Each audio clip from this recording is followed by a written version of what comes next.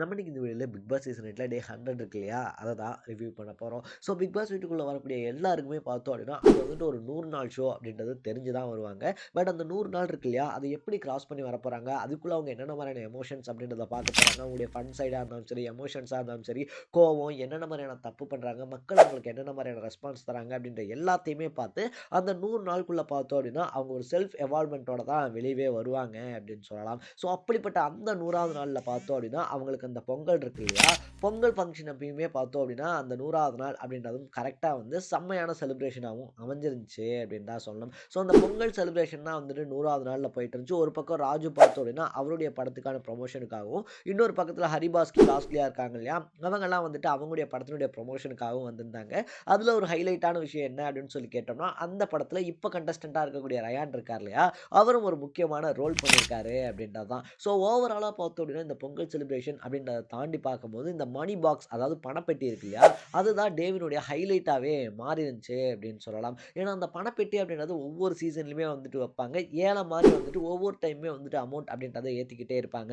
5000, 10,000, 15,000 அப்புறம் லட்சங்கள்ல வந்துட்டு அந்த அமௌண்ட் அப்படின்றது போகும். யாருக்கு வேணுமோ அந்த பணத்த எடுத்துட்டு போலாம். பணம் தேவையில்ல அப்படின்னு சொல்லி நினைக்கிறவங்க இந்த வீட்டுக்குள்ள கன்டின்யூ பண்ணலாம் அப்படின்ற மாரி தான் இருக்கும். ஸோ அந்த மாரி இல்லாம இந்த டைம் புதுசா வந்துட்டு அந்த கேம் செட்டப் அப்படின்றதையே மாத்தியிருந்தாங்க அப்படின்னு சொல்லலாம். ஸோ ஃபர்ஸ்ட் ஆஃப் ஆல் வந்துட்டு குடுக்கக்கூடிய பணம் இருக்கு இல்லையா?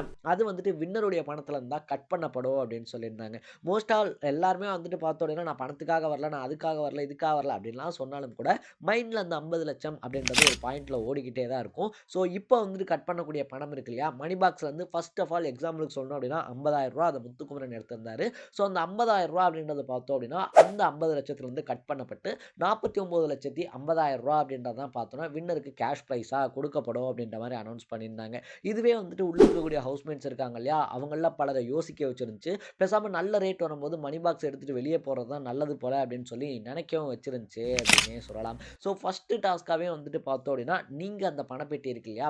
அத எடுத்துட்டு வீட்டுக்குள்ள வந்துட்டீங்க அப்படின்னா, அந்த பணமும் உங்களுது. இந்த கேம்லயும் நீங்க கன்டின்யூ பண்ணலாம். அப்படி இல்ல அப்படின்னா, அந்த பணப்பெட்டியும் உங்களுது கிடையாது. நீங்க எடுத்துட்டு அந்த டைம்க்குள்ள வரல அப்படின்னா, நீங்க அதோட கேம விட்டு வெளிய வேண்டியதா அப்படின்னு சொல்லிட்டு, ஒரு ரொம்ப பெரிய ரூல்ஸ் எக்ஸ்ப்ளைன் பண்ணப்பட்டிருந்துச்சு அப்படின்னே சொல்லலாம். அது எல்லாத்தையுமே தாண்டி முத்துக்குமரன் இருக்கார் இல்லையா? அவர் தைரியமா ஃபர்ஸ்ட் ரவுண்ட் விளையாடி ரூ. 50,000 அப்படின்றதையும் சேவ் பண்ணியிருக்காரு. ஸோ முத்துக்குமரன், ரயான தவிர மத்த யாருமே வந்துட்டு பார்த்தோம் அப்படின்னா, அந்த கேம் விளையாண்டு ரிஸ்க் எடுக்கணுமா அப்படின்றத யோசனையோட தான் இருக்காங்க அப்படின்னு சொல்லலாம். ஏன்னா பணத்த எடுத்துட்டு நீங்க உள்ள வர முடியல அப்படின்னா, அந்த பணம் உங்களோடது அப்படின்னு சொல்லியிருந்தா கூட மேபி ட்ரை பண்ணியிருப்பாங்க. உள்ள வரல அப்படின்னா, பணமும் கிடையாது.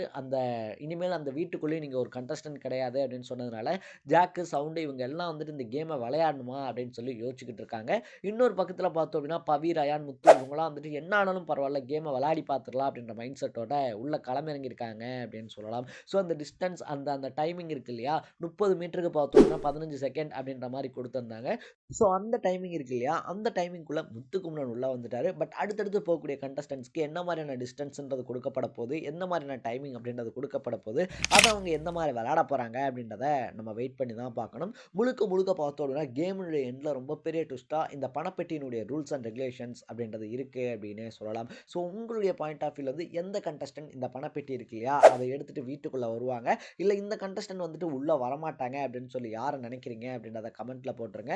ஜாக்லாம் பார்த்தோம் அப்படின்னா, இதுல ரிஸ்க் எடுக்கவே வேணாம் அப்படின்ற ஒரு மைண்ட் செட்டுக்கே வந்துட்டாங்க அப்படின்னே சொல்லலாம். ஸோ ஜாக்கு, சவுண்டு இவங்கலாம் வந்துட்டு கடைசி வரைக்கும் நம்ம பணப்பெட்டிய எடுக்க வேணாம். அந்த 105 நாள் வந்துட்டு வீட்டுக்குள்ள இருந்துட்டு போயிரலாம் அப்படின்ற மாரியான மைண்ட் செட்ல இருக்காங்க.